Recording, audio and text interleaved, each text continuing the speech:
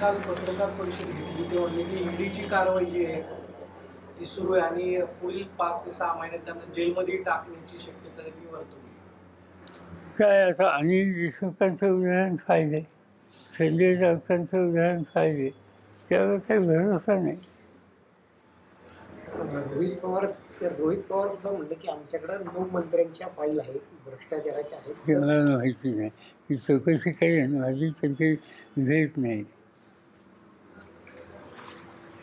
हे नाही पण आता जिथं आम्हा लोकांचं राज्य इथं नाहीच आहे त्यामुळे प्रश्नच नाही.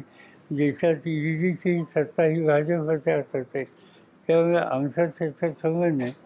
पण आमचं फास्ट रेकॉर्ड काय आहे ह्याची आपल्याला समज दिली आणि त्यामुळे आमच्या फास्ट रेकॉर्डमध्ये सत्तेचा गैरवापर असा कधी केला नाही.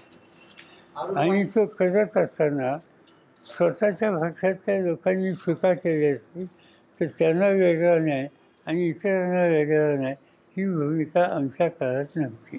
शिवसेनेचे आमदार रवींद्र वायकर पण ते शिवसेनेत प्रवेश करतायत. ईडीची नोटीस आणि ईडीची कारवाई सुरू आहे त्यांच्यावरती, ते ठाकरे गटात दिसतं ना, सुरू झालेलीच होती.